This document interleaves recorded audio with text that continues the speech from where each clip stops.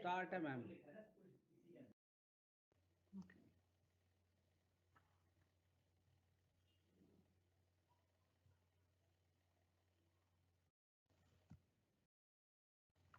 Good afternoon, everyone. So we were doing investment planning unit from the next class. We'll be continuing it. हमने last class में portfolio risk and portfolio return start किया था, and we did some examples of it. So we will be doing the portfolio analysis further. We studied portfolio क्या होता है. It is simply a combination of securities. Different kinds of securities होती हैं different persons के पास. Why is it done? They are aimed at diversification of risk, which involves spreading and minimization of risk. Diversify करने का मतलब है you're spreading out your risk, you're investing in different kinds of securities, different kind of financial assets to minimize that risk. Portfolio analysis deals with the determination of future return and risk of portfolios, जो हमने last class में कुछ examples के through we studied कि portfolio return क्या होता है, portfolio risk क्या होता है, उनके formulas, we studied all of that. Investors hold well-diversified portfolios instead of investing their entire wealth in a single or few assets, which is the core, which is the main principle, which is the crux of what diversification is all about. You are investing your money, जितना भी आपके पास money है, instead of putting it all in one instrument, you are putting it in different categories. थोड़ा सा investment एक जगह पे, थोड़ा सा investment दूसरी जगह पे, depending on your risk appetite, depending on your required or expected rate of return. ठीक है, so ये हमने portfolio analysis study किया था. Now what are the principles of portfolio management? Portfolio management में different चीजें आती हैं importance के थ्रू. हमने objectives पढ़े थे financial planning के, portfolio planning के. So what all they talk about is there must be safety of funds, which is very important. Your funds, you want your funds to be safe. You want a capital. आपका जो redeem होगा जब भी आपका financial instrument कोई bonds है, कोई stock आपने sell किया, तो you expect capital appreciation. You should not face any kind of loss in your value of investment. Stability of prices होनी चाहिए. For example, एक person ने stock market में invest किया है, so they will see कि volatility हमने study पढ़ा था कि what is volatility, कि बहुत ज़्यादा fluctuation हो रही है prices में. They are continuously going up and down. तो in the long term, what will the investor want? कि जो मेरा portfolio के stocks हैं, उसकी जो prices हैं, वो in the long term वो stable हो जाए, मुझे return मिले. Instead of getting a loss, he should get some return. ठीक है. नेक्स्ट था लिक्विडिटी, कि any person who needs funds for the short term, so they would want to invest in short term funds. जो liquid है ज़्यादा वो money market funds होंगे, right. So what happens in that case is, if a person wants money after say 3 months, so they will not want to invest in any long term security. वो कोई 5 years का bond नहीं खरीदेंगे, वो real estate property में invest नहीं करेंगे. अगर उन्हें 3 months में रिटर्न चाहिए तो they will want to invest in liquid funds, which जहाँ पे उनको they will get low return but they will get high safety and they can easily invest their money on time. They can easily redeem their money on time. Then return is very important. Next principle, it is one of the cardinal rules that why you are making an investment, why do you have a portfolio, why are you going through analysis of your risk, analysis of a portfolio, everything, क्योंकि आपको return चाहिए. You need a good amount of return on the money you're investing. वो return किस form में हो सकती है? वो return हो सकती है कि आपको interest मिल रहा है, अगर आपने कोई bonds खरीदे हैं या आपने कोई deposits हैं आपके बैंक में, you are earning interest on it. या फिर आपने कुछ स्टॉक्स खरीदे हुए हैं, आपको उसके ऊपर डिविडेंड मिल रहा है, that is a form of return. और there is the next is, और also form part of the return is capital growth. Why do you need capital growth? Because that is why वो capital growth से आपको एक return मिलेगी, आपको अपना your money is growing, right. हमने study किया था that you need money to grow more money.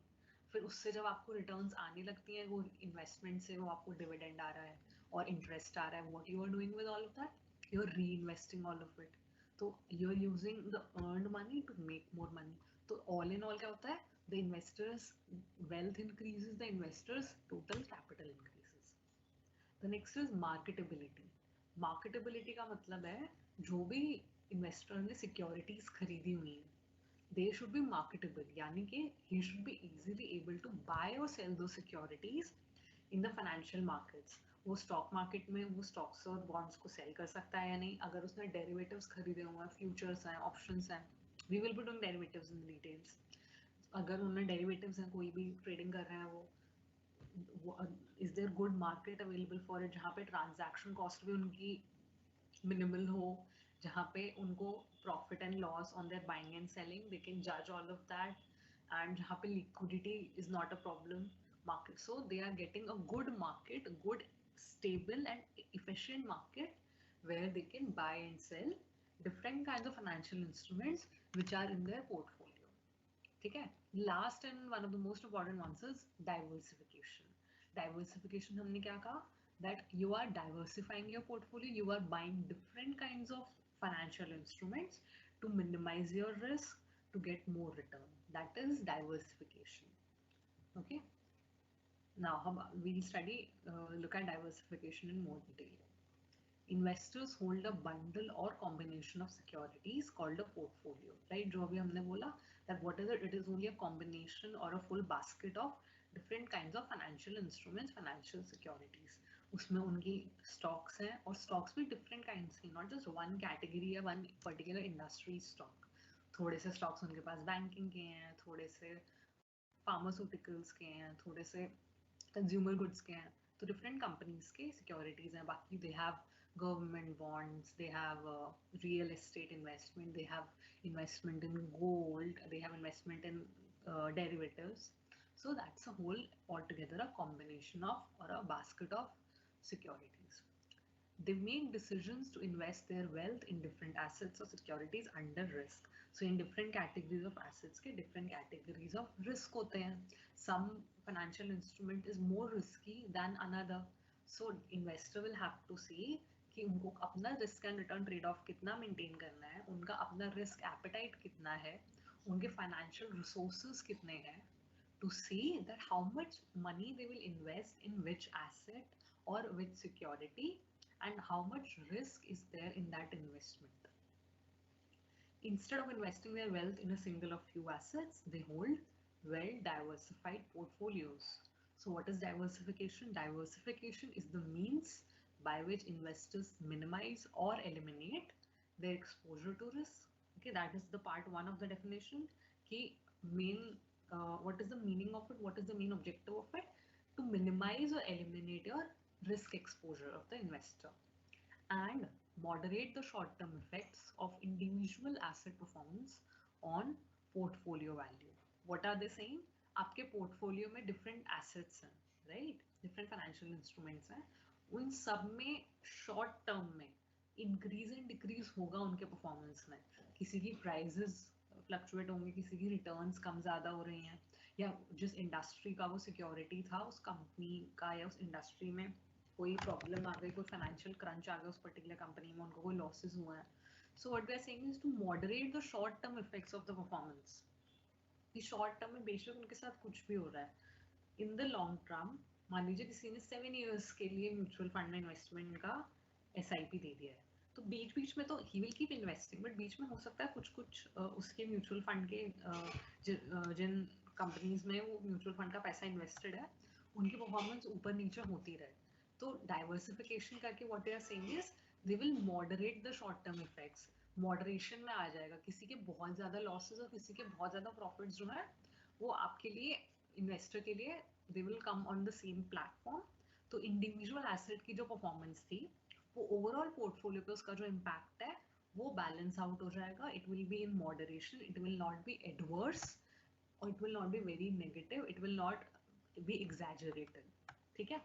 So what once again the definition is the means by which investors minimize or eliminate their exposure to risk and moderate the short-term effects of individual asset performance on the portfolio value.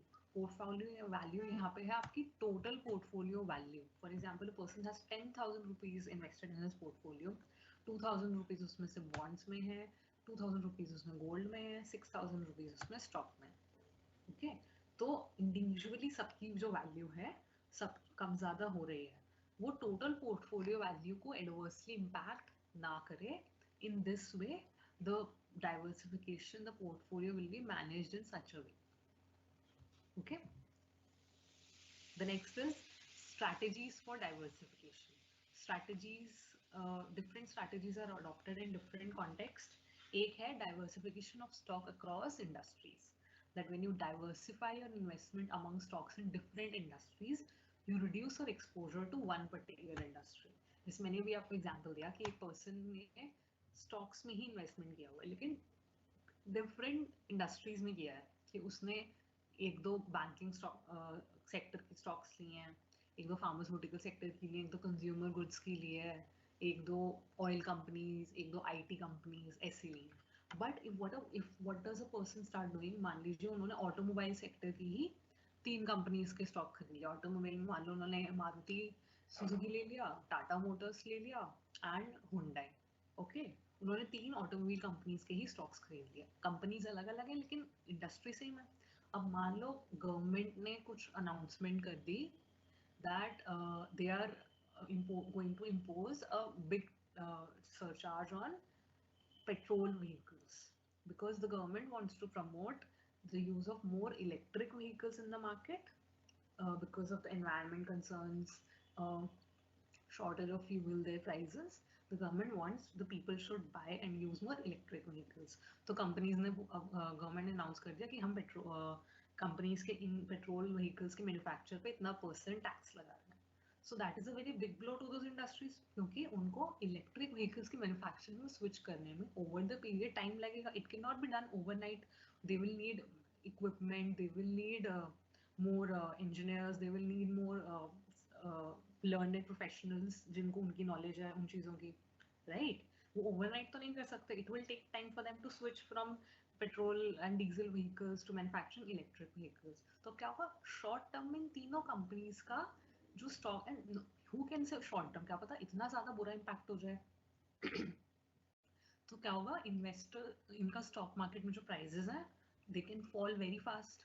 So what will happen is a person who invested only in the automobile sector, he or she will face the problem कि उनका पूरा portfolio की value कम हो जाएगी, right? So that is why diversification is needed across industries.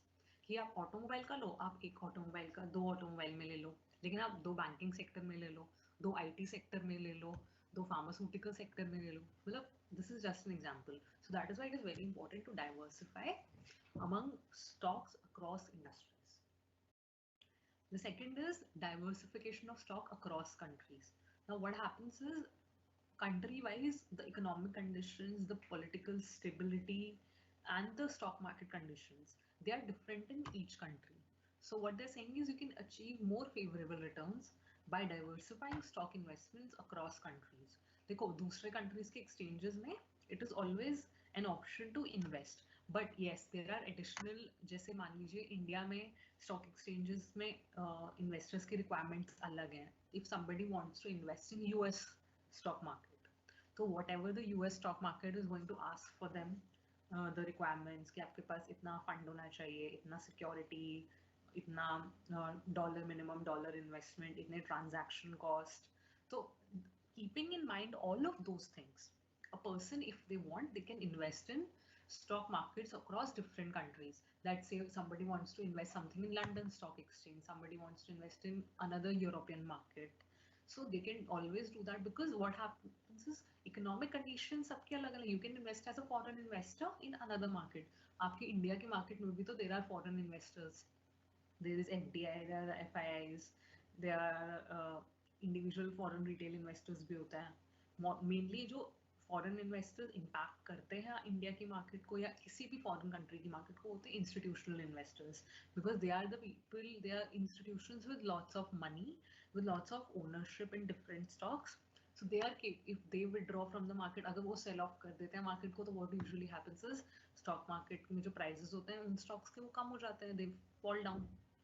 So that is why a person can always do is they can invest in different countries stock market. Having said that, they will assess the economic conditions, they will see the political conditions, the stock market conditions, then the investors requirements for transaction cost, for investment purposes, tenure of investment. तो investor को वो सब चीजें check करके they can develop different strategies for their diversification across industries and across countries. Diversification benefits. To determine a portfolio's diversification benefits, a comparison is made of the return on the investments it consists of to the overall portfolio. हम जब portfolio return या individual asset return के formulas पढ़ रहे थे, so we were saying ना that जो total portfolio का return है, क्या था वो weighted average return था, है ना, कि 50%, 50%, 60-40% के हिसाब से इंडिविजुअल एसेट रिटर्न यूज करके हम पोर्टफोलियो रिटर्न कैलकुलेट करते थे. So what they are saying is compare the return on the investments to the returns of the overall portfolio. कि आपका मान लो आपने 3 जगह पे इन्वेस्ट किया, आपने गोल्ड में इन्वेस्ट किया, आपने स्टॉक्स खरीदे और आपने बॉन्ड्स खरीदे. तीनों की इंडिविजुअल रिटर्न जो होती, क्या वो और आपकी टोटल पोर्टफोलियो की रिटर्न जो हुई, उन दोनों का चेक करो कि क्या total portfolio return is better than that. तब आपको पता चलेगा कि यस आपका डाइवर्सिफिकेशन करने का फायदा हुआ है. Otherwise, you will not say that yes, I have availed the benefits of diversification. अगर तीनों में से किसी एक की मान लो वैल्यू फॉल हुई थी, बट आपके बाकी दोनों की वैल्यू इतनी इंक्रीज हुई, तो आपकी ओवरऑल पोर्टफोलियो रिटर्न मेंटेन रहे, right? So that is a benefit of diversification. But what would have happened if you had invested in only that stock जिसकी वैल्यू फॉल हो गई? Then that would have been lost due to lack of diversification. So that's why they're saying a comparison is made of the return on the investments. It consists of, यानी कि portfolio के अंदर जो investments हैं अलग अलग type की, to that of the overall portfolio और टोटल पोर्टफोलियो की जो रिटर्न्स हैं उनकी. Diversification reduces the exposure of investments to the adverse effects of any individual investment. Like I said, हमने ऑटोमोबाइल का एग्जांपल लिया कि ऑटोमोबाइल इंडस्ट्री की स्टॉक्स गवर्नमेंट की किसी अनाउंसमेंट की वजह से there stock prices fell down. तो ये इंडिविजुअल कैटेगरी का स्टॉक था, it was an adverse impact. तो we are saying you use diversification to reduce the exposure of your total portfolio investment to that adverse effect. कि अच्छा आपके portfolio में automobile के स्टॉक्स भी हैं, लेकिन आप अपना portfolio you are making it in such a way, मान लो और किसी आईटी के स्टॉक्स भी हैं एंड आईटी सेक्टर में ग्रोथ अच्छी हुई, आपके पोर्टफोलियो की वैल्यू बढ़ गई, तो क्या होगा, आपकी मान लो 100 रुपीज से आपका आईटी सेक्टर ने आपको प्रॉफिट दिया और 30 रुपीज का आपका ऑटोमोबाइल सेक्टर से लॉस हुआ, but still you are getting 70 rupees benefit. अगर आपने पूरे 100 रुपीज वहां पे खो दिए होते ऑटोमोबाइल में, then what is the use? So you are saying you are trying to reduce the exposure of the investment. तो यानी कि आपके ऑटोमोबाइल कंपनी के स्टॉक से जो आपका रिस्क था वो आपकी ओवरऑल रिटर्न को कम कर सकता था, वो मेंटेन रहा because of diversification, because you also bought stock of another industry और another company. So what you are, the benefit of very big benefit is you are reducing the exposure of your investment. यानी कि आप अपना risk कम कर रहे हो to the adverse effect of any individual investment. Portfolio investment पे impact कम हो रहा है एक individual asset की poor performance की वजह से. Portfolio की performance effect कम हो रही है या नहीं हो रही है? You are reducing the exposure. Okay, the next is diversification benefits. So there are certain factors which influence those benefits. Okay, volatility of each individual investment. Volatility of a portfolio return is influenced by the volatility of return on each individual investment within that portfolio.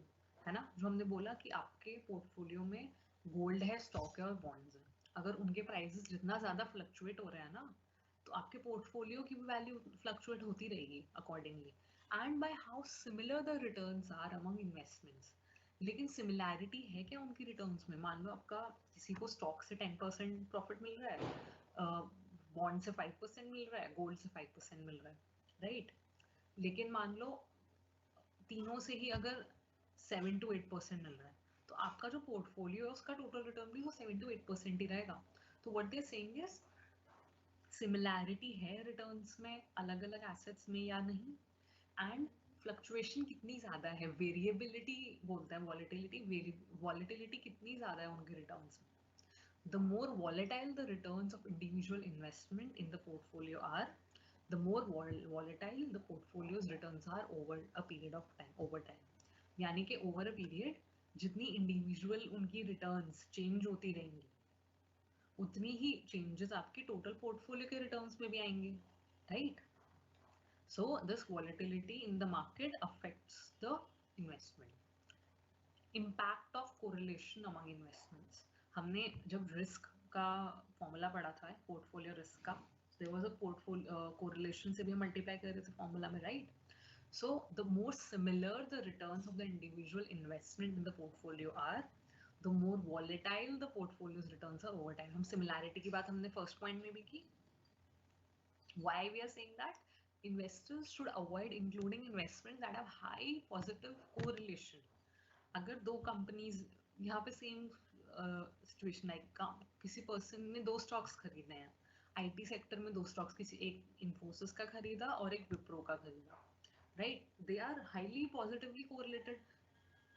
कितना high correlation है वो company specific factors तो अलग अलग हो गए, लेकिन IT sector तो एक ही है, राइट? तो जो मैक्रो फैक्टर्स हैं वो सेम है.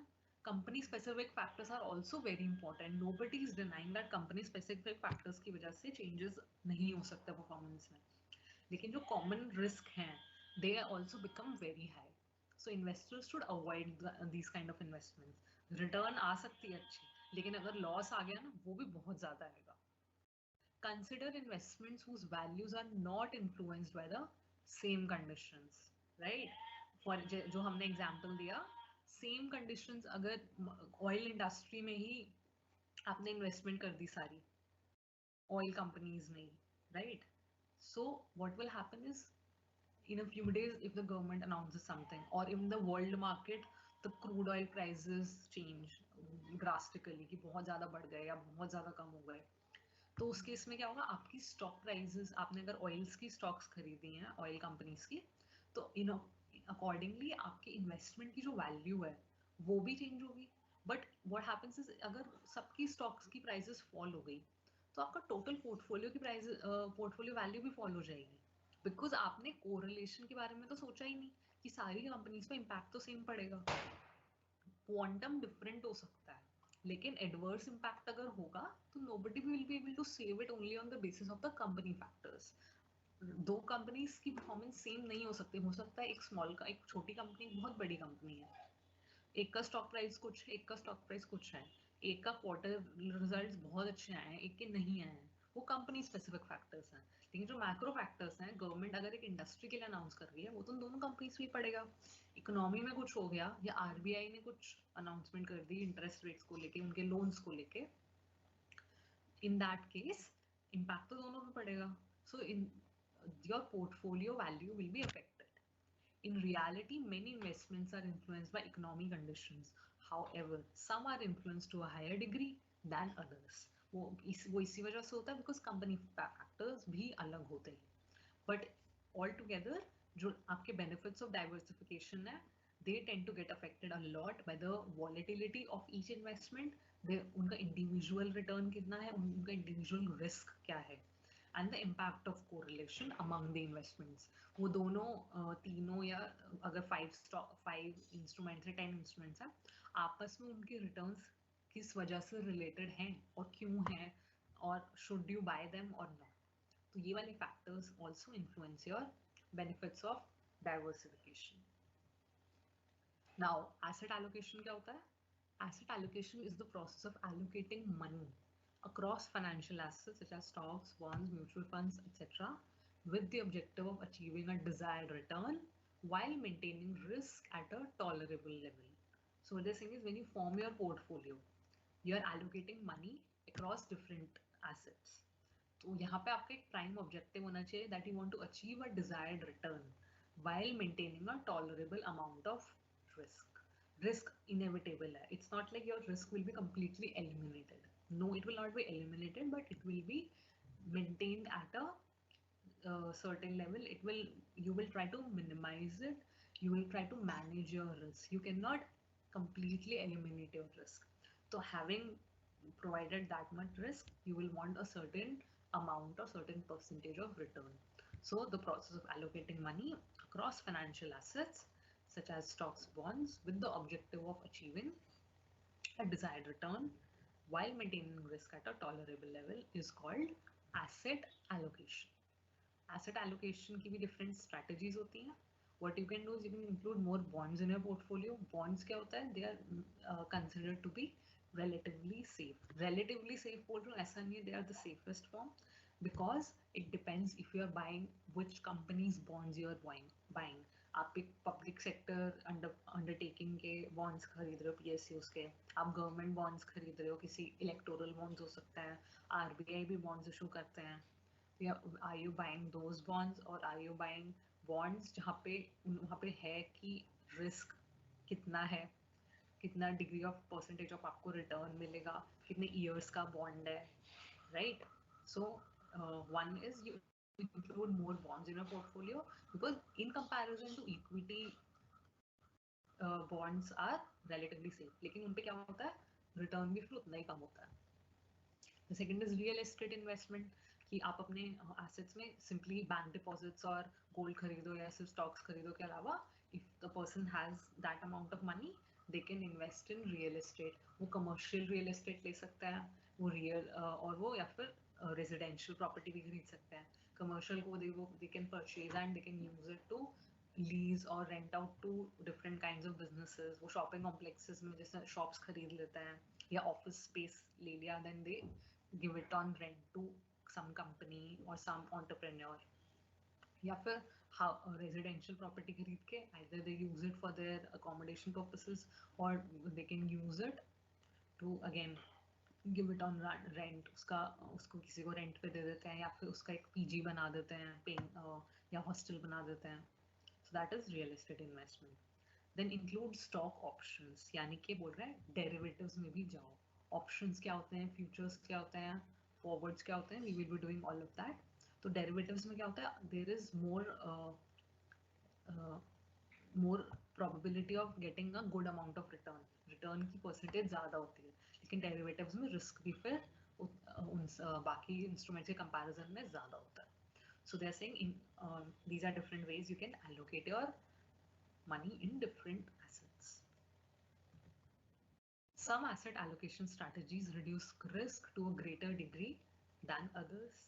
जैसे हो सकता है कि bonds आप खरीद रहे हैं उससे low risk मिलेगा, लेकिन stocks खरीद लें उससे relatively high risk होगा. Investment in money market funds, government bonds leads to low risk but also offer a relatively low rate of return. Money market में क्या होता है, liquidity ज़्यादा होती है, short term period के लिए investment होती है, तो you cannot expect to get a very high amount of return, क्योंकि वहाँ पे safety ज़्यादा है, वहाँ पे risk कम है. Government bonds के केस में भी ये होता है, a person does not expect कि गवर्नमेंट का अगर मान लो कोई बॉन्ड इशू हो रहा है कि उस पर डिफॉल्ट कर देंगे या उस पर टाइम पे इंटरेस्ट नहीं पे करेंगे, राइट? वो गवर्नमेंट बॉन्ड्स आपको रिलेटिवली सेफ माने जाते हैं, because if that does not do, if the government does not do that कि वो इंटरेस्ट टाइम पे नहीं करेंगे या बॉन्ड की मैच्योरिटी पे डिफॉल्ट कर दिया अगर, तो एक बहुत बड़ा क्वेश्चन मार्क लग जाएगा उस गवर्नमेंट की क्रेडिबिलिटी पे, right? So that will almost never happen कि गवर्नमेंट बॉन्ड्स का रिस्क बढ़ जाए. इन्वेस्टर का कॉन्फिडेंस है, इकोनॉमी का कॉन्फिडेंस है, तो that is why they are low risk bonds. इसीलिए उनका जो रेट ऑफ रिटर्न होता है वो भी रिलेटिवली कम होता है. दे offer a relatively low rate of return. To strive for higher return, the asset allocation has to include more stocks and real estate.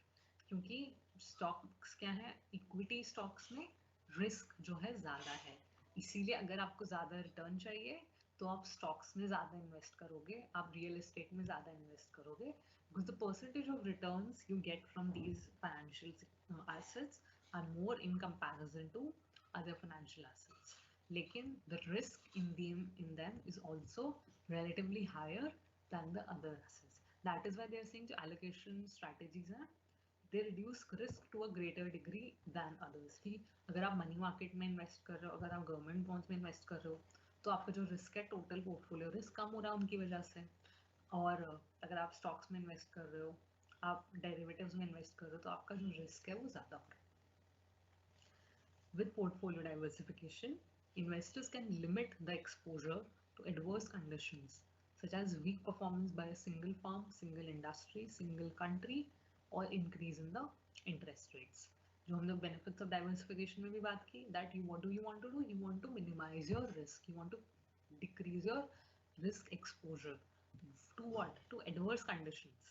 Adverse conditions कुछ भी हो सकती हैं, वो एक पूरे कंपनी को इफेक्ट कर सकती है, पूरे कंट्री को भी इफेक्ट कर सकती हैं। Weak performance by single firm, company की परफॉर्मेंस अच्छी मेरी, मान लो इस फाइनेंशियल ईयर में कंपनी ने प्रॉफिट नहीं कमाया है, कंपनी में लॉसेस हुए हैं कंपनी को। सिंगल इंडस्ट्री, या फिर उस पूरी इंडस्ट्री में ही लॉसेस हुए हैं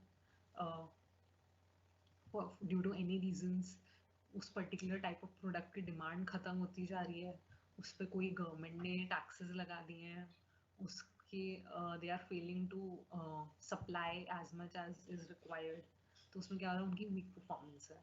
सिंगल कंट्री, पूरा कंट्री इकोनॉमी ही डाउन है। For example, you can not expect the stock market of you cannot compare the stock market returns of a small country, say like Sri Lanka or even India, to the stock market of through the London stock market or the US New York Stock Exchange. Countries क्योंकि macroeconomic conditions are completely different in this case.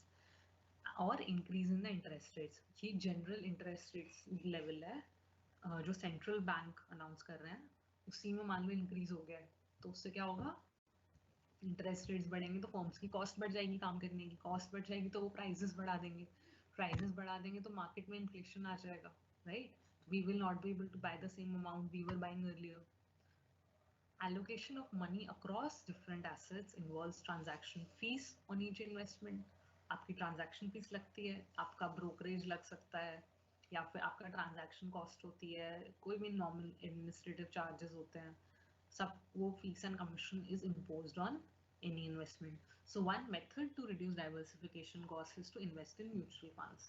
Because what you are doing is आपको diversification करना है, आप कह रहे हो आपको different kind of assets खरीदने हैं, तो उन सब पे आपको कोई ना कोई टैक्सेस, कोई ना कोई ट्रांजैक्शन कॉस्ट, ब्रोकरेज, कमीशन सब पे करना होगा। तो what they are saying is आप म्यूचुअल फंड्स में डायरेक्टली इन्वेस्ट कर दो। The kind of mutual fund you will choose is कि आपके अकॉर्डिंग आपको इतना परसेंटेज रिटर्न चाहिए। म्यूचुअल फंड में भी आपको एक चार्जेस तो पे करने होते हैं, but they are saying they will be lower than the individual cost, transaction cost, क्योंकि वहां पे तो आपका फंड मैनेजर है। फंड मैनेजर्स जो होते हैं वो आपसे और सबसे पैसा इकट्ठा करने के बाद अलग अलग जगह पे इन्वेस्ट करते हैं। सो इस केस में they are saying because of diversification relatively कम हो जाती है आपकी transaction cost in case of mutual funds. और भी तरीके, this is one very popular and one of the most you can say sought after ways to reduce this cost of diversification, जो आपकी ट्रांजैक्शन फीस, ट्रांजैक्शन कॉस्ट, अलग अलग charges जो which can occur when you're allocating your money in different assets. Factors that affect asset allocation decision. अब asset allocation आपको करनी है, कि आपको stocks में करनी है, आपको bonds में करनी है, आपको कहाँ करनी है। One is your stage in life. क्या मतलब है कहने का, कि are you just starting your life, यानी कि आपने अभी अभी आपकी job लगी है, a person has just started earning money. So what they are saying is, so they will want कि starting में मुझे रिटर्न तो मिले, so they will want to invest in low security returns, they will want to invest in money market, यहाँ पे उनको थोड़ा थोड़ा रिटर्न मिलता रहेगा, यहाँ पे लिक्विडिटी भी मेंटेन्ड है, कि अच्छा मुझे लगता है अभी 3 महीने में इतना रिटर्न मिलेगा, now I can think about investing in something long term. So that will be the case of a person who is just starting their job, या फिर this is around 30-35-year-old person who thinks he does not need his money immediately, तो वो क्या करेंगे, वो long term securities में invest कर सकते हैं, कि उन्होंने 7 years 10 years बॉन्ड खरीद लिए, या रियल एस्टेट में इन्वेस्टमेंट कर दी, क्योंकि उनकी नीड्स आर डिफरेंट, राइट? या फिर a person who has been already working for a lot of number of years, यानी कि उनकी रिटायरमेंट होने वाली है, राइट? तो उस केस में क्या होगा, they will want to invest in relatively safer options, they will want to invest in small companies, not बड़े बड़े companies में जहाँ पे return उनको बहुत ज़्यादा volatile ना हो. So that's what they will do in case of that situation. या फिर second is a degree of risk tolerance. Risk tolerance क्या है, इसमें भी यही है, एक person irrespective of their age, एक person का risk appetite अलग अलग होगा. Somebody is okay with bearing a lot of risk, but some people might not be willing to take a higher degree of risk. So a person who is not ready to, who is more who's a risk taker बोला जाता है उनको, who's a risk taker who can take a lot of risk, वो क्या करेंगे, they will invest in more equity, they will invest in more companies जहाँ पे risk बहुत ज़्यादा है लेकिन रिटर्न के चांसेस भी बहुत ज़्यादा हैं, बिकॉज आई थिंक मैं अभी अपनी इस एज में हूँ, अपनी इस लाइफ के फेज में हूँ where I do not I can bear certain amount of risk, where as a person who is risk averse बोला जाता है that they are not willing to take up that much risk, तो वो क्या करेंगे, वो मनी मार्केट में ज़्यादा इन्वेस्ट करेंगे, वो बॉन्ड्स में ज़्यादा इन्वेस्ट करेंगे, वो डाइवर्सिफिकेशन अपना ऐसे करेंगे दैट देयर कैपिटल ग्रोज मोर, उनका कैपिटल अप्रिसिएशन उनको मिले, थोड़ा थोड़ा ही सही लेकिन उनको रिटर्न मिलती रहे। फॉर एग्जाम्पल कोई हेल्थ केयर में है या कोई फाइनेंशियल सेक्टर में है, कोई ज़्यादा रिस्की कौन सा सेक्टर हो सकता है, ऑयल्स में, right, so that is depending on the market condition, वो हाई यील्ड में तब जाएंगे जब they are willing to take risk. The third is your expectation about the economic conditions. Economic conditions her economy की change होती हैं, आप इनको प्रिडिक्ट कर सकते हो, you can expect, you cannot correctly anticipate them, you cannot correctly estimate them. So if you think for example कि stock market in the next few months stock market में returns बहुत अच्छे आएंगे, so in that case what you will do is कि I think if I invest right now 6 months तक इसमें इतनी percentage value मुझे मिलनी है, so they will invest in the stock market. या फिर इफ अ पर्सन थिंक्स कि अभी रियल एस्टेट मार्केट में है जो प्राइसेस बहुत कम चल रहे हैं, सो ही विल थिंक कि चलो I can, if he has the money he will think कि yes I can buy certain amount of property in real estate. तो depending on what you think about the economic conditions, वो stock market में क्या चल रहा है या real estate में आपको करना है तो वो क्या चल रहा है, गोल्ड में करना है तो उसमें what do you think, so in this case you will have to study a lot of things कि क्या क्या फैक्टर्स हो, तो आपको थोड़ा न्यूज़पेपर्स में पढ़ो, थोड़े रिसर्च रिपोर्ट्स, थोड़े आपका जो ब्रोकर्स होते हैं उनकी advice, what they are advising, so depending on all of those things a person will decide about their investment, about their expectation, about the economic conditions, to decide their different asset allocation, the money in different instruments. Asset allocation की अलग अलग strategies होती हैं. One person can be conservative, that they want low risk, they want they are satisfied with a low potential return. क्योंकि हमारा general principle क्या है, higher the risk higher the return. It is a principle, it is not a rule. It is a generally over the years, over different studies देखा गया है. Moderate, अगर आपका risk moderate level पे है तो आपका return भी है वो moderately होगा, amount होगा. Aggressive है तो यानी कि a person, एक investor को aggressive investor माना जाता है when the risk is relatively high but the return is also relatively high. So that is an aggressive investor. Aggressive investor उनको माना जाता है जो ज़्यादातर equity stock में invest करते हैं instead of say bonds, क्योंकि वहाँ पे रिस्क जो है ज़्यादा होता है, रियल एस्टेट में जो रिस्क जो है ज़्यादा होता है, डेरिवेटिव्स में जो रिस्क है वो ज़्यादा होता है.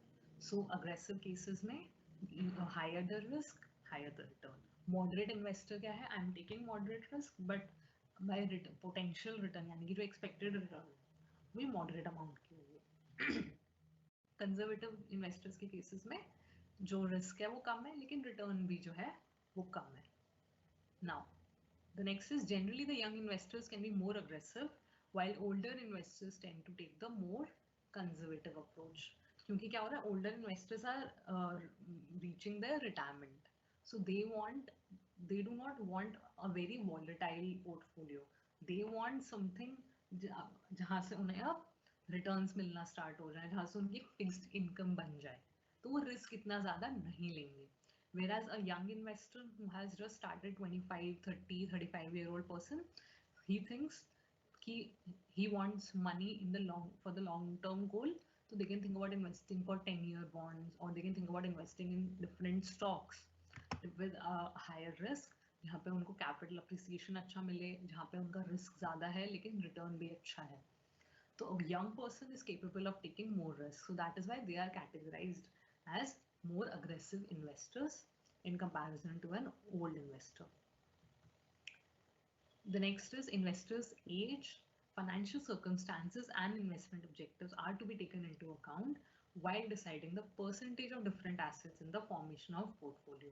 When a portfolio formation is done for any individual investor, तो उनका देखो एज कितना है, तो एज के हिसाब से पता चलेगा कि उनके इन्वेस्टमेंट गोल्स आज तक कितने रहे हैं या कितने होंगे, उनकी डिजायर्ड रिटर्न पता चलेगी. A 50-year-old person's investment in portfolio cannot be the same as that of a 30-year-old person. उनके फाइनेंशियल सर्कमस्टांसेस क्या है, what is there financial wealth, उनके पास कैश कितना है, उनकी एग्जिस्टिंग इन्वेस्टमेंट्स कितनी है, उनकी लायबिलिटीज कितनी है, all of those things. And investment objectives. Investment objectives भी पर्सन टू पर्सन वेरी करते हैं. एक पर्सन रिस्क अवर्स है कि वो तो ज़्यादा रिस्क लेना ही नहीं चाहते हैं, तो दे आर लाइक मैं 3% 4% से भी खुश हूँ, दिस इज माई ऑब्जेक्टिव. एक one person is a risk taker, he's a young professional who has started working, so he wants more money, so he expects to earn say 8% or 10%. तो इस case में क्या है, investment objectives of a person are also very important.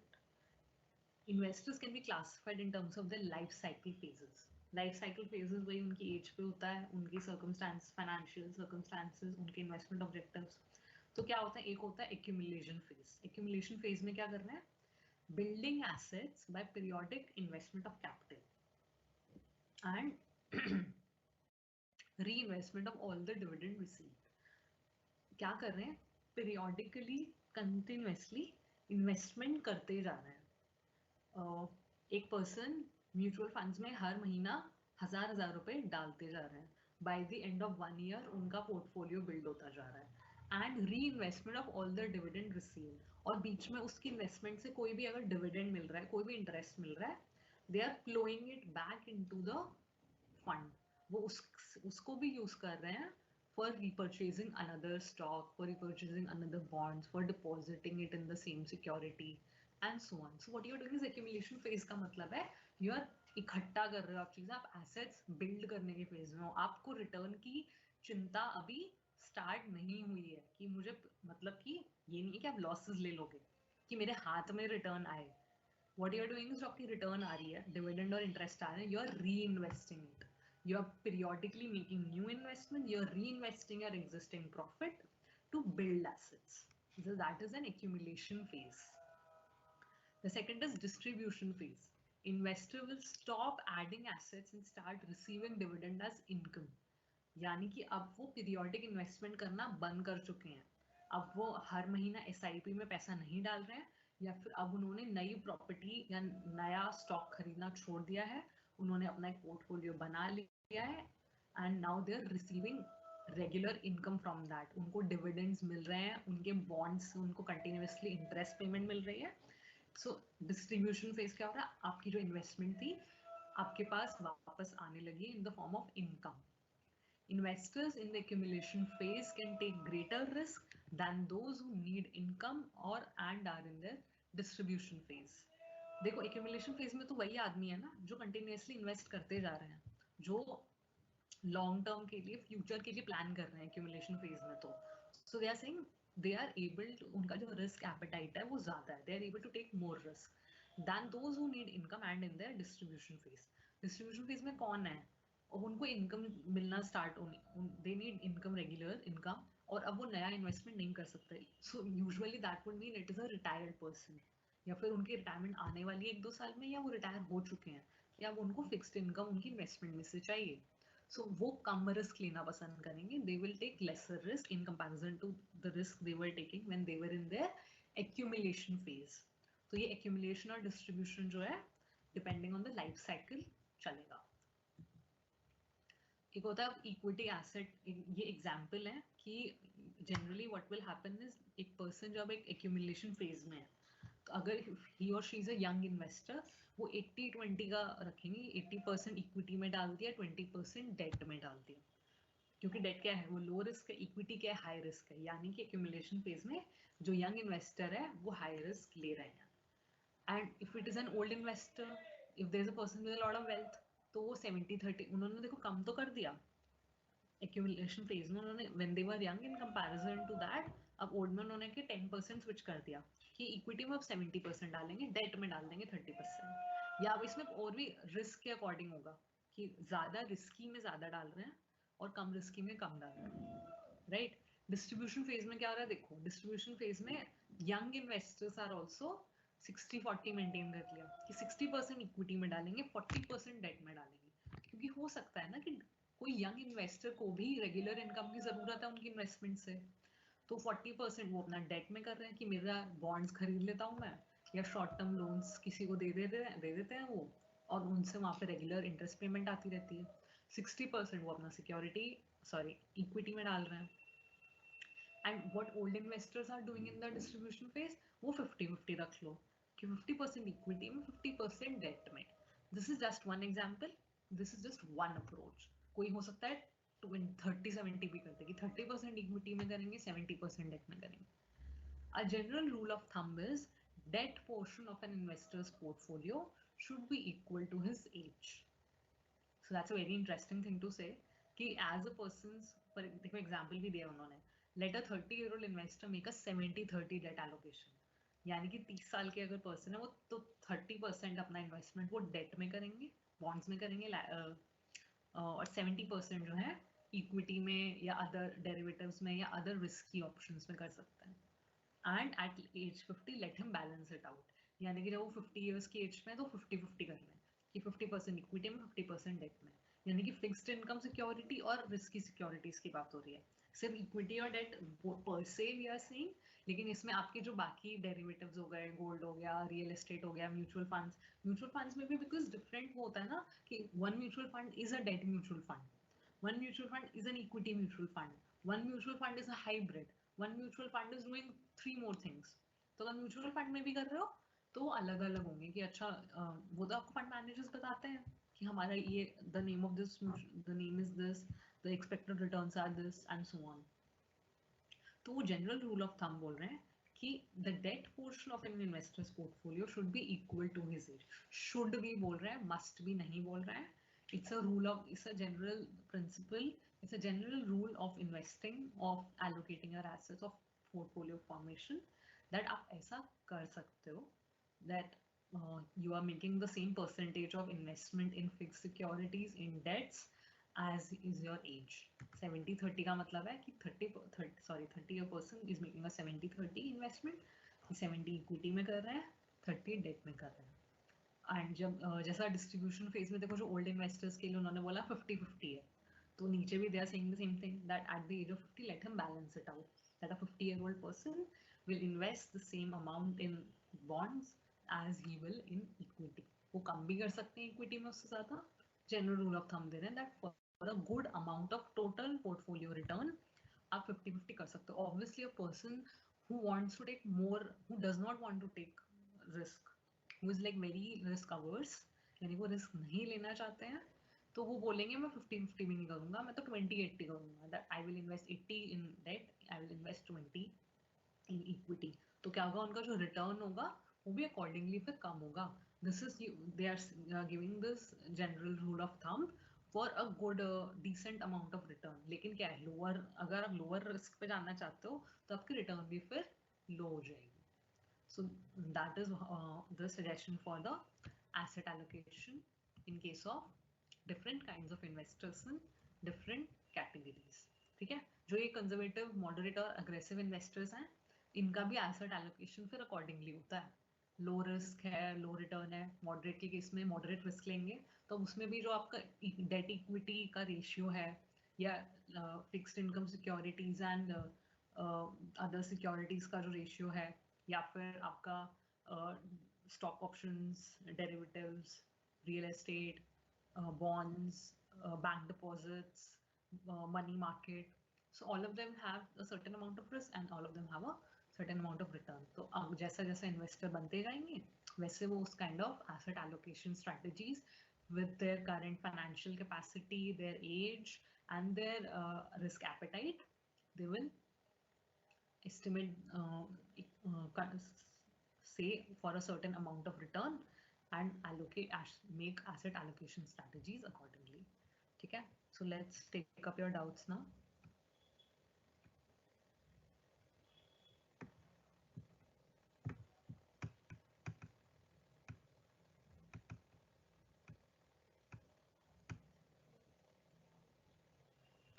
Practical question only first 2 topics में है ना, बाकी सब यूनिट्स में थ्योरी है।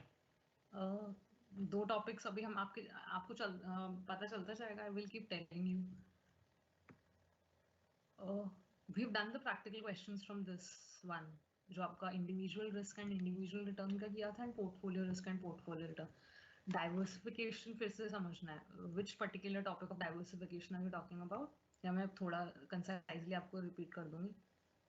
टाइम वैल्यू ऑफ मनी से डाउट है, okay, I will take it up in the next class, ठीक है। और अभी एक बार आपके बाकी इस टॉपिक से रिलेटेड अगर डाउट्स हैं, मैं पहले वो ले लेती हूँ, उसके बाद अगर if we have time I will take up your doubt from time value of money. Okay, what is bond? Bonds are fixed income securities. So वहां से व्हाट हैपेंस इज, वैसे हम डिफरेंट काइंड्स ऑफ सिक्योरिटीज की बात next class में करने वाले हैं कि डिफरेंट काइंड्स, सबका मीनिंग क्या होता है, सबका बेनिफिट्स क्या होते हैं। In general for now I can tell you that bonds जो है आपकी फिक्स्ड इनकम सिक्योरिटीज हैं, जहाँ पे आपको after certain amount of years आपको आपका पैसा वापस मिलता है, और ड्यूरिंग दोज ईयर्स आपको एवरी ईयर इंटरेस्ट मिलता रहता है। टॉलरेबल का क्या मतलब है? टॉलरेबल मीन्स अ पर्सन कितना वो रिस्क बियर कर सकते हैं, उनकी risk taking capacity, risk tolerable level of risk की बियर करने की कैपेसिटी कितनी है, रिस्क टॉलरेंस होता है वो।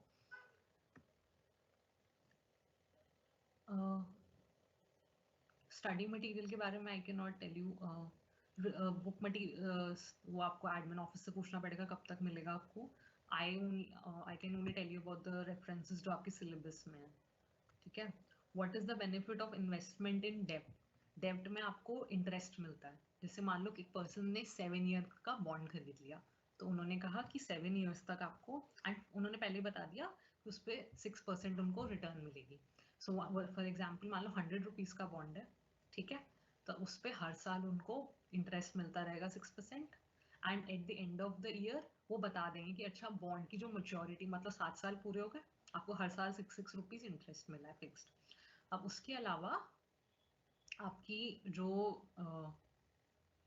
100 रुपीज आपको वापस मिलने हैं, तो कॉन्ट्रैक्ट में स्टार्टिंग में बताएंगे कि आपको रिडेम्पशन बोलते हैं उसको, कि मैच्योरिटी जब आपको पैसा वापस मिलने वाला है, कि it will be redeemed at par at और एट हायर कैपिटल अप्रिसिएशन, कि आपको 6% ही वो वापस भी 106 रुपीज वापस मिलेंगे, 100 रुपीज वापस नहीं मिलेंगे। अगर 100 रुपीज वापस मिलेंगे तो मतलब रिडेम्पशन एट पार हो रहा है, मैच्योरिटी पे एट पार मिल रहा है आपको। तो उसमें क्या होता है, अब टैक्सेशन भी देखी जाती है। कई बार क्या होता है, इंटरेस्ट का it is a tax deductible, जो इंटरेस्ट रिसीव्ड और नॉट, तो वो देखना पड़ेगा what kind of interest, how much amount of interest you are getting, तो उससे टैक्स सेविंग भी हो जाती है आपकी कई बार। एक्यूमुलेशन एंड डिस्ट्रीब्यूशन फेज फिर से रिपीट करना है, ओके। रियल एस्टेट यानी कि आप प्रॉपर्टी खरीद रहे हो, आप कमर्शियल प्रॉपर्टी खरीद रहे हो, कि आप शॉप ऑफिस स्पेस खरीद रहे हो, आप एक शॉपिंग कॉम्प्लेक्स में एक शॉप खरीद रहे हो, या फिर आप रेजिडेंशियल प्रॉपर्टी खरीद रहे हो, फ्लैट खरीद रहे हो, प्लॉट्स खरीद रहे हो। बॉन्ड्स एंड एफडी में क्या डिफरेंस है? एफडी क्या होती है, वो बैंक देते हैं, फिक्स डिपॉजिट, कि आप बैंक में अलग अलग पीरियड्स के लिए अलग अलग रेट ऑफ रिटर्न पे फिक्स डिपॉजिट आप बैंक को देते हो, बैंक कहते हैं आपको अच्छा आपने 2 साल की एफडी की है, 2 साल के बाद आपको 7% या उस पर 9% रिटर्न मिलेगा। What bonds are? बॉन्ड्स कोई भी, एफडी सिर्फ और सिर्फ बैंक्स करते हैं, बॉन्ड्स गवर्नमेंट इशू कर सकती है, रिजर्व बैंक इशू कर सकता है, कंपनीज इशू करती हैं। तो बॉन्ड्स में जो रिस्क है एफडी से थोड़ा सा ज्यादा हो सकता है, right. Okay, now I will discuss your diversification and accumulation and distribution phase, जो आपका डाउट है। डाइवर्सिफिकेशन देखो, आपको इन सिंपल टर्म्स बता रही हूं मैं।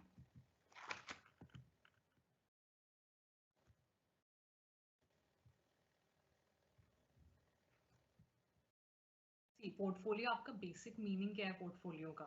It is a basket of securities.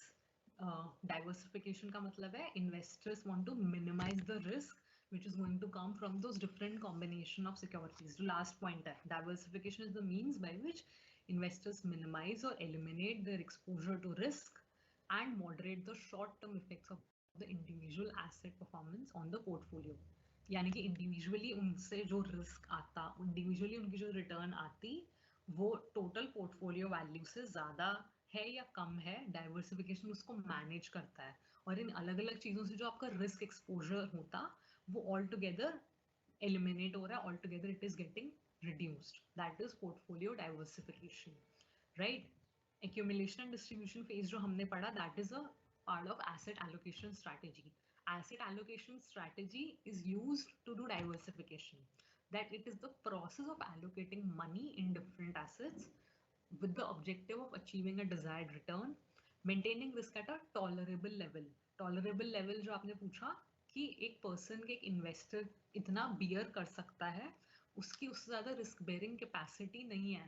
कि मान लो उन्होंने 100 में से 90 रुपीज बॉन्ड्स में किए और 10 रुपीज स्टॉक में किए, यानी उसका जो रिस्क टॉलरेंस है वो कम है, उनकी क्या रिस्क लेने की फाइनेंशियल कैपेसिटी कम है, ठीक है. या फिर एक पर्सन 90 रुपीज स्टॉक में ले रहा है, 10 रुपीज के बॉन्ड्स ले रहे हैं, यानी कि उनकी जो रिस्क बेयरिंग कैपेसिटी है वो ज्यादा है. उन्हें पता है कि ये 90 रुपीज स्टॉक मार्केट में अगर बहुत नीचे कुछ चला गया तो इसका लॉस भी हो सकता है, यानी कि इनकी जो रिस्क टॉलरेंस कैपेसिटी है वो ज्यादा है. तो asset allocation is one method of it. Okay, so उसके अंदर हमने स्टडी किया कि एक्यूमुलेशन फेज होता है, एक डिस्ट्रीब्यूशन फेज होता है. When a investor is planning his asset allocation, accumulation phase में होता है you are building more assets, you are continuously investing money. आप नया कैपिटल भी इन्फ्यूज कर रहे हो हर महीना, और आपको जो उससे इंटरेस्ट और डिविडेंड रिसीव हो रहे हैं आप उनको भी दोबारा इन्वेस्ट कर रहे हो. तो जो यंग इन्वेस्टर्स होते हैं बोल रहे हैं कि वो क्या करेंगे, एक्यूमुलेशन फेज में ज्यादा इन्वेस्ट करेंगे इक्विटी में. एक्यूमुलेशन फेज में इन जनरली होता है कि आप इन्वेस्ट ज्यादा कर रहे हो, तो यंग इन्वेस्टर क्या होगा, वो ज्यादा रिस्की चीजों में इन्वेस्ट करने की कैपेबिलिटी है उनकी, टॉलरेंस ज्यादा है. टॉलरेंस, रिस्क टॉलरेंस ज्यादा क्यों है, क्योंकि दे थिंक मुझे करंट में पैसा नहीं चाहिए, लेकिन they are planning for their future कि मुझे 10 साल बाद घर खरीदना है, या 50 की एज में मैं रिटायर हो रहा हूँ, या 60 की एज में मुझे रिटायर होना है, तब तक के लिए I should be able to build certain amount of assets for me, I should have certain amount of money with me by the time I retire. इसीलिए वो जो यंग फेज में है वो रिस्की चीजों में पैसा डाल के they are trying to build more. 70-30 का मतलब एक एग्जाम्पल है कि 70% वो क्या कह रहे हैं, इक्विटी में डाल रहे हैं, और 30% डेट में डाल रहे हैं, क्योंकि इक्विटी से उनको ज्यादा रिटर्न मिल सकती है और डेट से उन्हें कम रिटर्न मिलेगी. इक्विटी में लेकिन रिस्क ज्यादा है और डेट में रिस्क कम है. So that is how they are trying to say they will act till, they will probably act in the accumulation phase. Distribution phase क्या है, investor will stop adding the assets. वो नया money invest करना बंद कर देंगे. They will start receiving, कि उन्होंने over the years already invest कर दिया है, तो उससे उनको इनकम मिलना स्टार्ट होगी, उनको इंटरेस्ट मिलना स्टार्ट होगा, उनको डिविडेंड मिलना स्टार्ट होगा. यानी कि वो यूजुअली या तो अपने रिटायरमेंट फेज में ऐसा करेंगे, या फिर अगर वो यंग इन्वेस्टर है तो हो सकता है उस केस में भी उनको मनी की ज्यादा जरूरत है, अगर for any reason whatsoever they will invest more in debt, क्योंकि उनका रिस्क ज्यादा है. तो 60-40 इसलिए बोल रहे हैं यंग के केस में. It's an example, I am just giving you one example कि वो 60-40 दे सकते हैं कि 60% वो इक्विटी में करेंगे, 40% डेट में करेंगे. If they are more prone to, if they are not financially capable to bear more risk, that means their risk tolerance is low. ठीक है, that is what you mean by accumulation and distribution for different age of investors.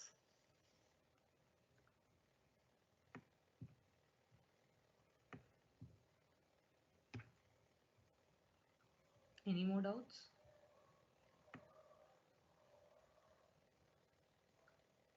First and second, Shubhangi help you out regarding what? Please show again the first and second page of this PPT. Book. Okay देखो, I told you आपका study material आप refer कर लो, but I don't know, आपको check करना पड़ेगा office से what is the procedure for it. And I am using different sources. आप पीपीटी रेफर करते रहो ना, I am not saying no to that. देखो फर्स्ट और ये वाली जो portfolio first and second slide you are saying, this is, we discussed this in the last class also जब हमने portfolio start किया था. It is simply combination of securities, it is simply diversification. Why portfolio objective क्या है, involves spreading and minimizing risk. What it deals with, determination of future risk and future return.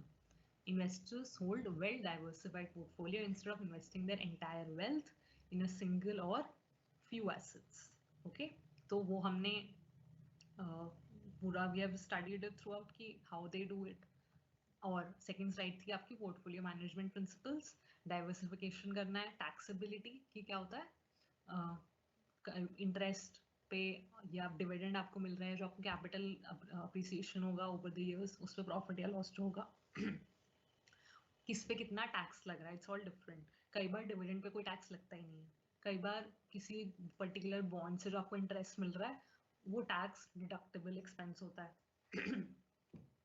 या safety of funds to be maintain, security आपकी investment की, यानी कि stability of prices, stock market में अगर आपने इन्वेस्टमेंट की हुई है तो वहाँ पे स्टेबिलिटी कैसी है, लिक्विडिटी चेक करनी है तो आपको लिक्विडिटी ज़्यादा चाहिए, आप मनी मार्केट में और शॉर्ट टर्म इंस्ट्रूमेंट्स में ज़्यादा इन्वेस्ट करोगे, रिटर्न आपकी एक्सपेक्टेड रिटर्न, आपका ऑब्जेक्टिव रिटर्न का कितना है, capital growth, how much capital growth you want, अगर ज़्यादा कैपिटल ग्रोथ चाहिए और अगर अभी के लिए चाहिए, लॉन्ग टर्म में चाहिए, all of those things, marketability, are you able to buy and sell your portfolio securities or not, so मतलब the market should be developed enough जहाँ पे उनकी buying and selling, ये जो stocks खरीदे उनकी buying and selling हो रही है या नहीं, गोल्ड खरीदा है तो उसकी बाइंग एंड सेलिंग कितनी हो सकती है, उन पे सब पे ट्रांजैक्शन कॉस्ट कितना है, all of these all together form the principles of portfolio management. So ये आपके फर्स्ट 2 स्लाइड्स थे, और क्या डाउट है?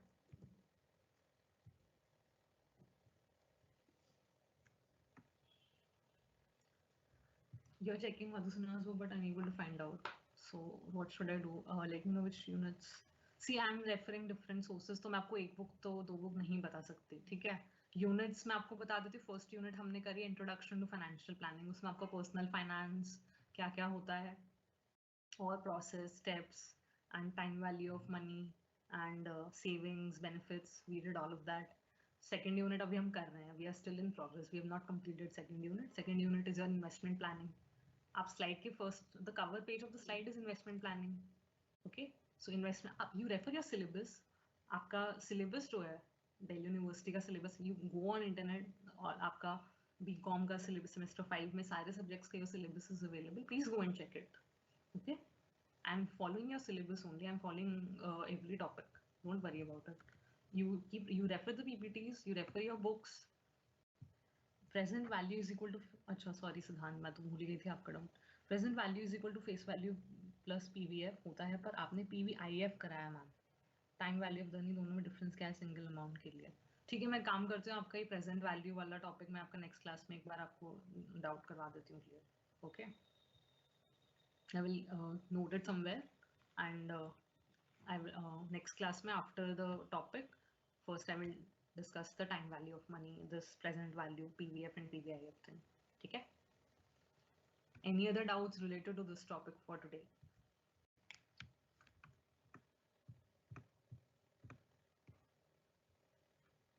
Okay, we are done for today then. I'll take up Siddhant's doubt in the next class, and that's all for today. Then we'll continue this unit in the next class.